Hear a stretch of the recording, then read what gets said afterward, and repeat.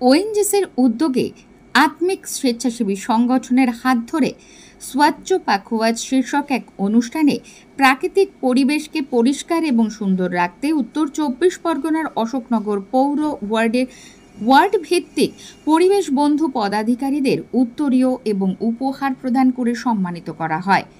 এই অনুষ্ঠানে অশোকনগর পৌরসভার সিআইসি কৃষ্ণা চক্রবর্তী, সিআইসি শ্রীকান্ত চৌধুরী সহ পৌরসভার জনপ্রতিনিধিরা উপস্থিত ছিলেন ওএনজিসি কলকাতা শাখা সহ অশোকনগর শাখার উচ্চ পদস্থ কর্মকর্তারা। এদিন ১৫ নম্বর ওয়ার্ড কমিউনিটি হলে আয়োজিত এই গুরুত্বপূর্ণ ছোট্ট আয়োজনে ছিল ১৩তম দিন, চলবে টানা ১৫ দিন, এমনই জানালেন অশোকনগর পৌর সিআইসি শ্রীকান্ত চৌধুরী। এই যে ১৫ দিনের যে অনুষ্ঠান, তার এটা ১৩তম দিন, ১৩তম অনুষ্ঠান আজকে ওয়ার্ডে। এটা অত্যন্ত একটা ভালো উদ্যোগ। এটা শুধু তাদেরকে দিয়ে সাহায্য নয়, আমরা সবাই জানি যে ওএনজিসি রাষ্ট্রীয় একটা সংস্থা। এদের যে কর্মকাণ্ড, যে সোশ্যাল রেসপন্সিবিলিটি এবং সবথেকে কম বাজেটে যেটা হয় বছরে, সেটা হচ্ছে ৫০০ কোটি টাকা থাকে এই সোশ্যাল রেসপন্সিবিলিটির ক্ষেত্রে। এই উদ্যোগকে এক কথায় যদি বলতে হয়, খুব ভালো। তবে আমি যেটা পন সাহেবকে বলছিলাম, যিনি এসেছিলেন ওএনজিসির তরফ থেকে, যে এবছরের যে সংখ্যাটা দিলেন আর গত বছর যে সংখ্যাটা ছিল, গত বছর সবাইকে দেওয়া হয়েছিল, এই উদ্যোগটা যেন আগামীবার আমরা আবার সবাইকেই দিতে পারি। তা উনি বললেন যে ঠিক আছে, আমার এটা মনে থাকবে। আর একটা আমি বললাম রেইনকোটের কথা, যে এই রেনি সিজন এই সময় ওদের কাজ করে রেইনকোটটা উনি স্বীকার করলেন যে আমি মাথায় রাখলাম, আমি এটা ব্যবস্থা করব। ওএনজিসির এই উদ্যোগকে সাধুবাদ জানালেন সিআইসি কৃষ্ণা চক্রবর্তী। এই যে উদ্যোগ ওএনজিসি, কি বলবেন এই প্রসঙ্গে? এটা খুবই ভালো। ওএনজিসি এর আগেও করেছে, সমস্ত আমাদের নির্মল বন্ধু নির্মল সাথীদের কিট দিয়েছে। এবার আজকে অশোকনগর ১৫ নম্বর ওয়ার্ডের এখানে ৪টে ওয়ার্ড নিয়ে হচ্ছে। তবে ওএনজিসিকে বললাম যে এদেরকে রেইনকোট আর গামবুট দেওয়ার জন্য। তা ওনারা বললো যে নেক্সট প্রোগ্রামে ওরা একটা প্রোগ্রাম করে ওদেরকে এটা দেওয়া। ১৪ই অগাস্ট ১৯৫৬ সাল, আজ থেকে প্রায় ৬৭ বছর আগে একটি সরকারি খাতের বহুজাতিক খনিজ তেল ও গ্যাস অনুসন্ধান ও উৎপাদনকারী সংস্থার নাম oil and natural gas corporation বা ওএনজিসি। প্রশাসনিক নিয়ন্ত্রণাধীন এই সংস্থা ভারত সরকারের মালিকানাধীন। দেশের এই বৃহত্তম সংস্থাটি দেশের অপরিশোধিত তেলের প্রায় ৭০% এবং প্রাকৃতিক গ্যাসের প্রায় ৮৪% উৎপাদন করে। দেশের প্রায় ১১,০০০ কিলোমিটারেরও বেশি পাইপলাইনের মালিক, পাশাপাশি মোট প্রায় ২১০টি ড্রিলিং ও ওয়াকওভার রিগ পরিচালনা করে এই আন্তর্জাতিক সংস্থা ওএনজিসি। প্রসঙ্গত, উত্তর ২৪ পরগনার অশোকনগরেও ২০১৮ সালে অপরিশোধিত তেলের সন্ধান মেলে।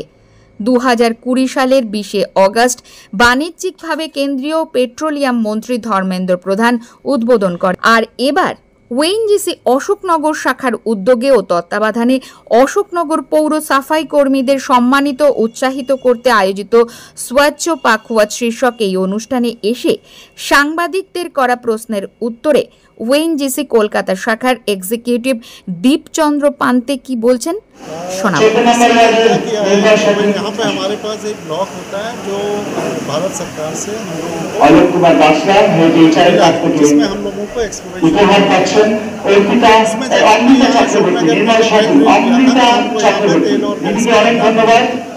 और उसके बाद जो उसके नेक्स्ट फेज होती है उसको हमें आगे बढ़ाना होता है।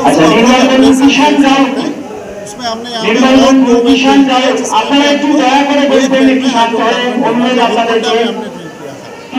इसके बाद इसमें क्या होता है, फील्ड डेवलपमेंट प्लान सबमिट करना पड़ता है, जो हम लोगों ने इसके फील्ड डेवलपमेंट मतलब उसके उत्पादन के लिए हमको एक फील्ड डेवलपमेंट प्लान को सबमिट किया है और वो उसकी रिकमेंडेशंस मिल चुकी हैं, लेकिन अभी आदेश आने बाकी है। अब इसमें तेल और उत्पादन गैस के लिए क्या होता है, माइनिंग लीज जो है वो राज्य सरकार देती है और राज्य सरकार के पास पहले 6 स्क्वायर किलोमीटर के लिए हम हमने अप्लाई किया हुआ है और अभी जब हमने ये तेल क्षेत्र और गैस क्षेत्र को बढ़ाया है उसका अभी आदेश आने के बाद फील्ड डेवलपमेंट प्लान में वो एप्लीकेशन भी हमारे हो जाएगी माइनिंग। इसके अलावा जो ऑपरेशन का कार्य है अशोकनगर के अलावा हमने और दूसरे क्षेत्रों में भी अभी आजकल हम लोग पूर्व मेदिनीपुर इलाके में अभी ड्रिलिंग स्टार्ट करने वाले हैं, वहाँ भी हम वेल ड्रिल कर रहे हैं। उसके बाद कोंटाई इलाके में भी हम लोग एक्सप्लोरेशन कर रहे हैं। अशोकनगर में हमको डिस्कवर अभी उद्देश्य है उस तेल और गैस का उत्पादन कैसे करें। राज्य सरकार का हम बहुत बहुत धन्यवाद करना चाहते हैं। माननीय मुख्यमंत्री माननीय शशि मिनिस्टर ऑफ इंडस्ट्रीज हैं, उन्होंने भी हमको उस तेल और गैस के उत्पादन के लिए जो जमीन की आवश्यकता है वो राज्य सरकार ने हमको दी है अशोकनगर के पास में।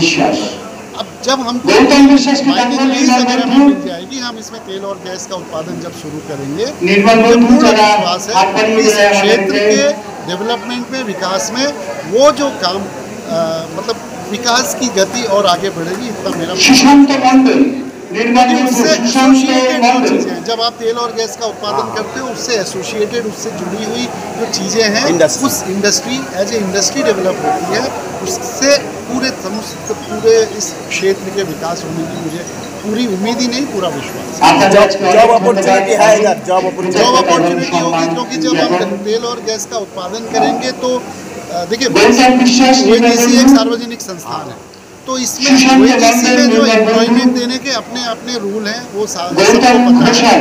वो एम्प्लॉयमेंट ONGC सार्वजनिक संस्था होने के नाते वो अपॉइंटमेंट उस हिसाब से करेगा, उसके रूल्स रेगुलेशन सब फिक्स है। लेकिन मेरा इसमें इम्पोर्टेंस क्या है कि तेल और गैस उत्पादन के शुरू होते ही जो एंसिलरी डेवलपमेंट वो तो लोकल लेवल पे है, उसके लिए चाहे वो लेबर से शुरू करके सेमी स्किल्ड जो भी हैं वो तो सब लोकल लेवल पे ही जाएगी।